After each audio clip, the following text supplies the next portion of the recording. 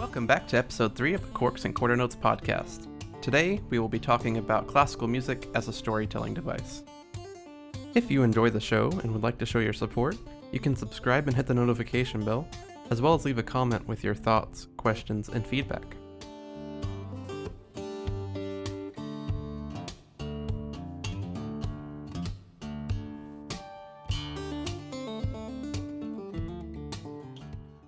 So what is classical music? Because people have many different ideas about what it means. What does it mean to you, Tyler? Older music, usually I think of it played on a nylon guitar. Yeah, so classical guitar, that would make sense. Right, exactly. If we're being really technical, the classical period of music refers to just this very small 70-year period from the mid-1700s, where some of the big composers like Mozart and Beethoven and Haydn were putting out music. But I think, as a whole, most people these days, when they say classical music, they're thinking of older Western music and even contemporary music that kind of follows some of those guidelines. And even contemporary music that doesn't follow those guidelines but are played on instruments like piano or an orchestra is on classical guitar, like you said. These days, if someone tells me like they like classical music or listening to classical music, to me that could mean film score music or it could mean Bach, Yeah, you know? that is such a big category. What do you think are some of the defining qualities of classical music as in the way you just described it? The first thing I'm going to think is probably orchestral music, some kind of symphony with like violins and basses and woodwind, maybe brass as well. The second thing I would think is maybe piano and guitar. So I'm almost thinking more of the instruments than I am the musical style, which is interesting in and of itself. So that makes sense. Well, in all of those instruments, there's no percussion, or is there? You'll usually have percussion, but it's a... It's just way in the back, right? Yeah, it's not like a drum kit usually, although it can be. Well, if you think of something, like modern rock music or 80s rock music, the drum is really a part of the song. Sure. In an orchestra, it's no different from just like a violin or something. It's just playing like a very specific supporting piece that fits into this big machination. Which brings an interesting question when comparing it to contemporary music, because why isn't classical music popular anymore? What's wrong, Tyler? Have we become uncultured? I would say it's hard to listen to. And I mean that in the sense that whenever you just like pick a random pop song, maybe that you've heard on the radio or something, it's really easy to listen to, and you get most out of it not paying attention to it, if that makes any sense. Yeah, so kind of to call back to our first episode, sort of non-intrusive musical experience. And I think that speaks to how music has kind of changed its role in society and what it does. What do you think classical music, or first off, what do you think pop music does? Like you suggested, you have the non-intrusive sort of experience you can have to where you can just throw music in the background while you're doing something else. If you think back 100 or 200 years, that's not a realistic thing you can even consider doing. Right, so nowadays it's just music is so common. That's one aspect. You can also consider some of the other ways people enjoy music these days that you really couldn't do back in the day, like singing along to a song you like. Oh, exactly, vocals are a big deal. So I listen to a lot of music that doesn't have vocals in it, and I find often that trying to show people that kind of music, they don't much like it. They prefer vocals. Yeah, there's something very special about the vocals, and I think as we've learned more about humans and music as time has gone on, pop music has really taken advantage of that. Yeah, it's really driven by vocals, I think. As another sort of callback, if we think about music as being kind of an expansion of our ability to speak and communicate with one another, it would make sense that the vocals would be kind of the most ubiquitous instrument. It's the instrument closest to us, right? Yeah. So back in the day, you didn't sing along, you couldn't carry around music with you, so that really changes the function. If you think about the only way you could enjoy classical music, when it was the main kind of music you had to be wealthy, and you had to travel, and you had to be in the right place at the right time to listen to one night of music, and that's it. By that metric, classical music has never been popular. Nowadays, you don't necessarily have to be wealthy to listen to classical music. Exactly, and that's kind of something that's really changed. If you consider a rock star like Mozart, I want to say 3/4 of the population around him probably never heard a single thing from him. Like, were they known among the general populace, do you think? They were certainly nothing like the Rolling Stones or the Beatles or anything like that, where kind of everyone knows them, everyone's heard their songs. I believe you'd Right. expect something, depending on which person we're talking about, maybe 15% ish of the population probably had the chance to hear them, and maybe double that would know of them. That's interesting. Well, it's hard to think of a world where there's instant access to whatever song you want. So a lot of people think the music world has been in decline, but really we live in the best era you possibly could for music.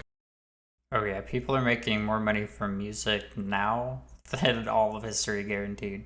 Yeah, during the classical era where the most popular music was classical music, you might never hear a properly played piece. You might get a chance to hear a piece and maybe some of the instruments are out of tune and it's a bad performance, but you and I have the capability at any point we want to pick any composition ever written and listen to the best possible recording of it.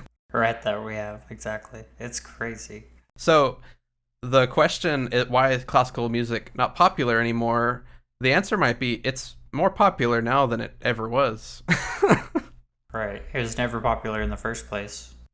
What I'd like to do as someone who's spent a lot of time listening and playing and learning about classical music is to try to introduce some of these ideas so that maybe we can buff up the percentage just a little bit and bring some of the joys of classical music to people who might not otherwise. So I like to think of classical music as a storytelling device, an abstract storytelling device. So I can imagine a movie being played over the song and the song kind of helping along with the movie, but you're talking about the song is the movie. Exactly. The song is kind of a very abstract movie. A song could be a movie. You could interpret a song into a movie or into 100 movies, depending on what sort of song it is. So we're going to listen to a Mozart keyboard sonata. This is one of his more simple and more famous keyboard sonatas. Very beautiful. And I'd like to encourage everyone to listen. We're going to get Tyler's thoughts and I'll tell you my thoughts. Listen to this and see how it makes you feel, what sort of things you can pick out about the song, and maybe start thinking how you might interpret it as a story.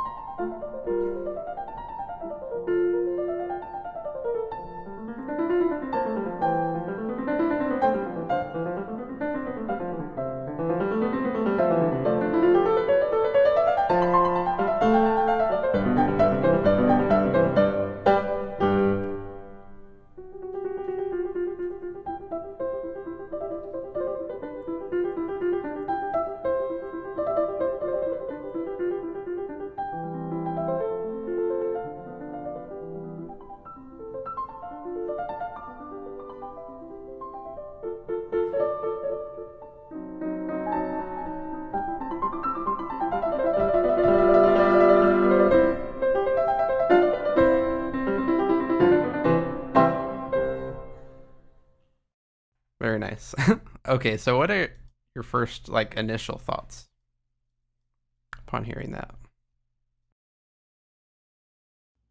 Well, my initial thoughts are that you said that was a beginner song, and so I think you lied to me. uh, um, well, we are talking about Mozart, one of the a very right, famous very high standards, virtuoso. I guess.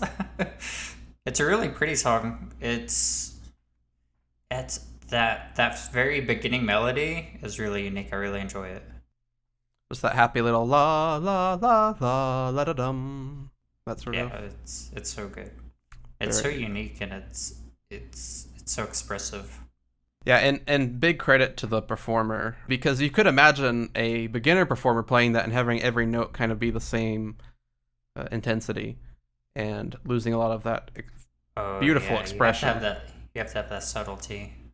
Yeah, and I will say I selected this performance because I felt it was a very nice interpretation of the piece that lends itself to being interpreted in a really nice way. So, when you're thinking about like what the song is saying or what it's doing, what sort of thoughts popped into your head? So I have listened to this song several times, and the beginning melody that he starts out with, I like to imagine that he made that up. He found that first however long of the melody, 10 seconds or so, and then he just saw where the music went and just kind of let it unfold from there, and then he returns back to it and then he phrases it slightly differently. So it's the exact same melody. Well, it's not the exact same, it's slightly different, right? And then it unfolds in a different way, but with the same flavor as how he tweaked it, if that makes sense.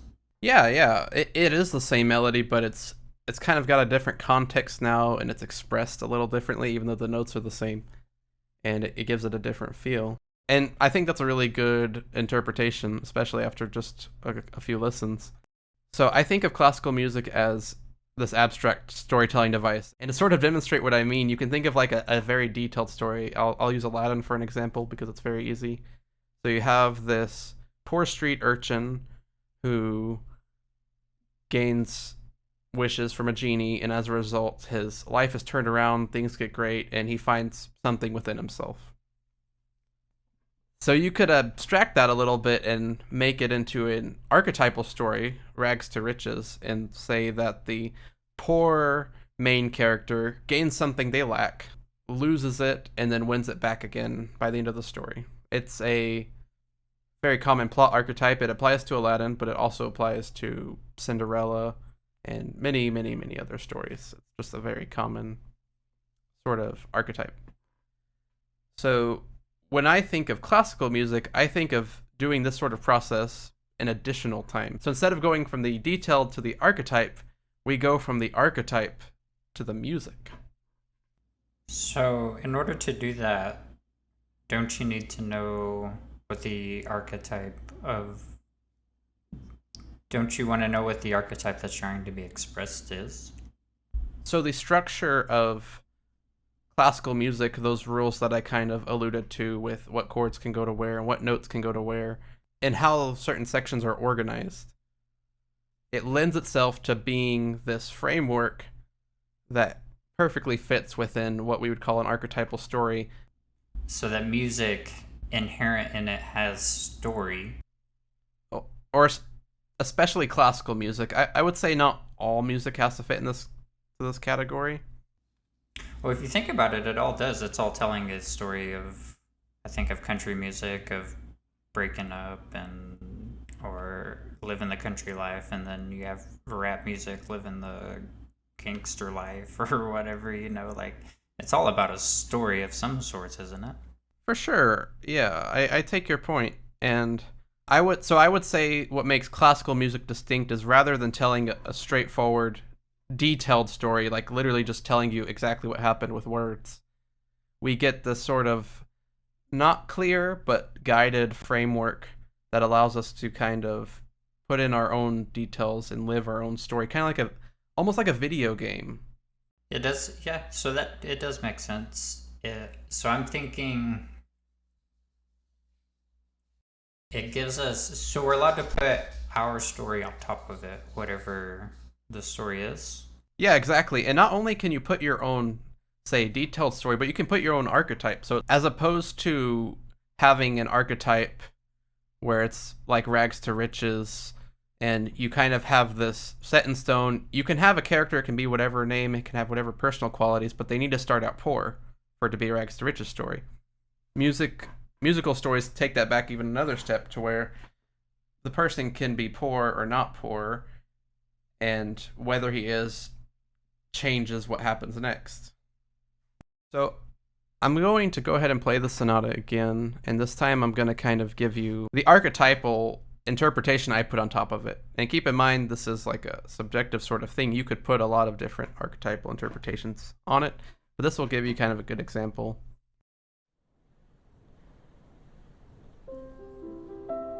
So we start off with this very beautiful and happy opening. I would look at it as the beginning of our journey. Our protagonist is home, enjoying all the things they love, and things are looking up. For all purposes, our protagonist is content.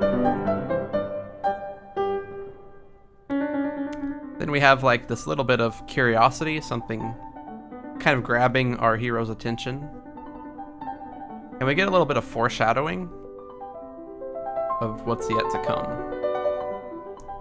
Things haven't gotten out of hand, they're still quite peaceful, but there's something around the corner just like lurking there.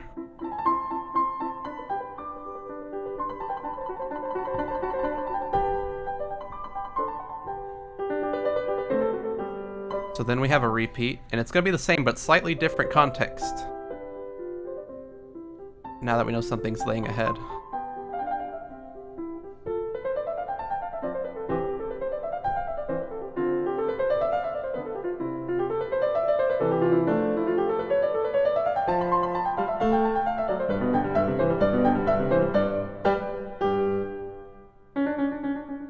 Then we're at the curiosity section again, and it's going to continue building up into some sort of conflict. You could think of this curiosity as a lot of different things. It could be the monster under the bed, it could be tales from a faraway land.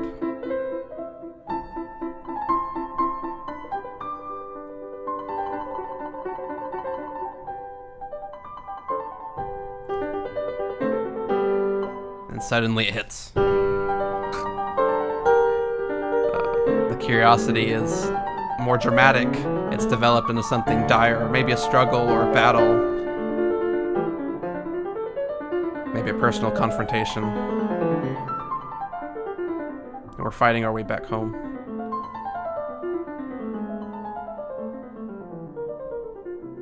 And after the struggle's over, we make it back home. But something's different, something's changed now. You listen to from where we began, something is fundamentally different now and has changed for better or worse.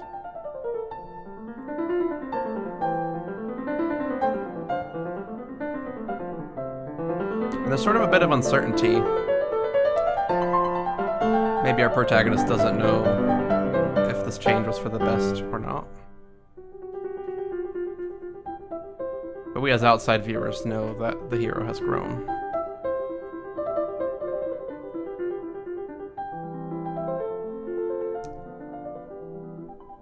And after a little bit of deliberation, maybe some conversations, our protagonist finally accepts that the change is for the best, and they are a better person and have grown.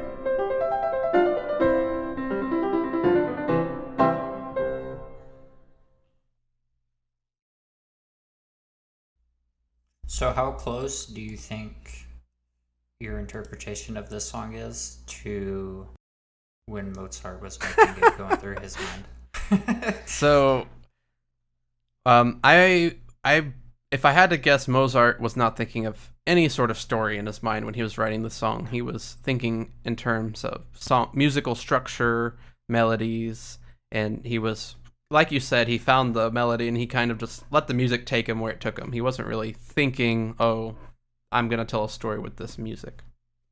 So, whenever a classical musician or composer is trying to compose a song or piece, do you think that they should start with some sort of story in mind to tell an audience and then kind of create a piece that covers that? Or do you think that they should create a piece of music that lends itself to many different interpretations?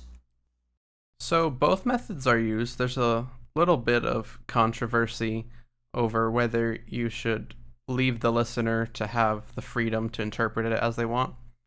For example, I know I've done pieces and shown them to others and told fellow classical musicians what I wanted to name them, and they're like, "What? No, don't name them. Just let people interpret it how they want to interpret it." I like to listen to another piece real quick. This one is by my former teacher, Dr. Joseph Williams, amazing classical guitar composer, and it's called Pedro y Diablo. And this is a song where we start with a story and we write the song around the story. So there are two guys, they are drunk and they just come out from a party having a great night, and they stumble out of the bar, they head home, and they get sleepy, so they decide to stop at a local graveyard to take a nap.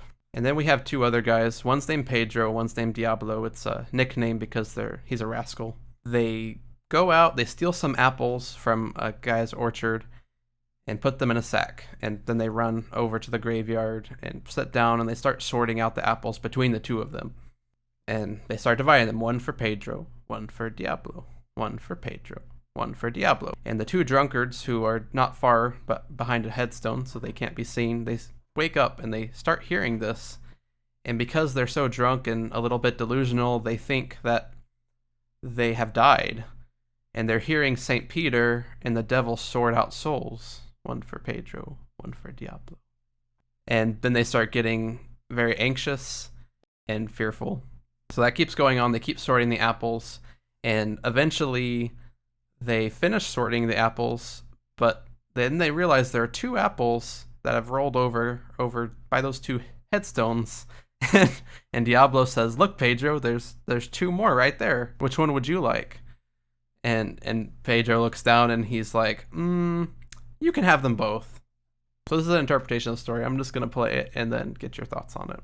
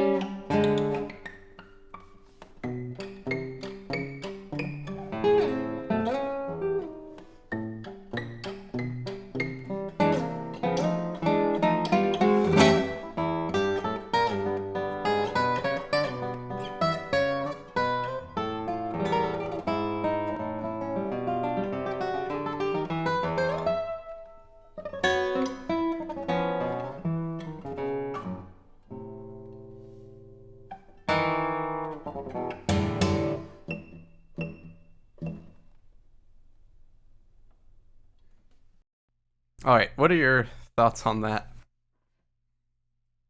What a crazy song. It doesn't. What that dude was playing seems so ridiculously hard to pull off.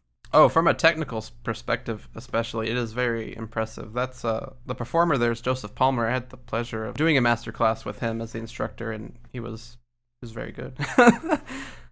It's so strange. Like, when you think of classical or music in general,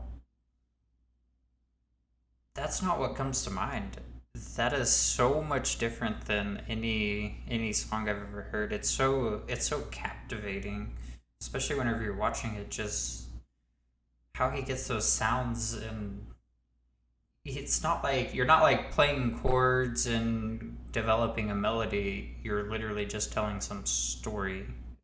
Yes, that is correct. But there is actually a melody that's being developed there, but it's a very dissonant melody. It's not. It doesn't follow It's the. it's completely different than any melody I'm used to hear. Yeah, it doesn't follow the rules. So this is an interesting thing where a lot of people would consider this classical music, even though it's very much so not in keeping with the traditional Western rules. It's very out there. Whatever's happening there, it works. Yeah. So did you notice anything about the story aspect being translated? Did you pick anything out there? If I'm being honest, there's a lot going on that song. No, yeah. I would have to listen to it several times. Just so whenever we were listening to it just now, I was definitely trying to think of the story while listening to it. Mm-hmm. But I was really just blown away by The technical incredible sounds that guy was making. It was so incredible. So here, I'll just do a couple small parts of it. So we just start with this general melody idea. I think this is just the drunk guys kind of stumbling to the graveyard, and the thieves also making their way.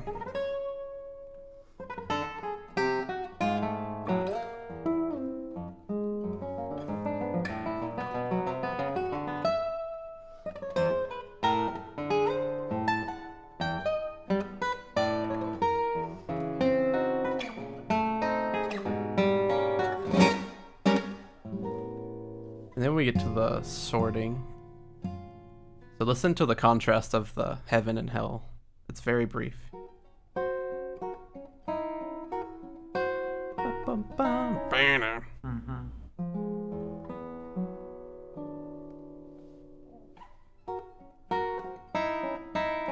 You can see on how on the guitar he goes from the soft sound to the very tinny, bright sound. Yes.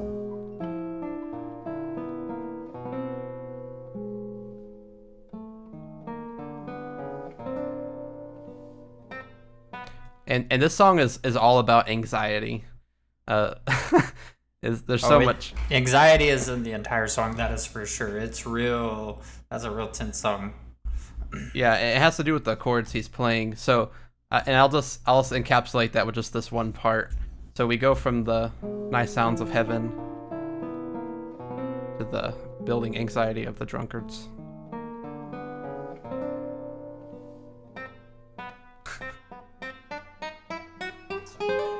And just kind of creeps up.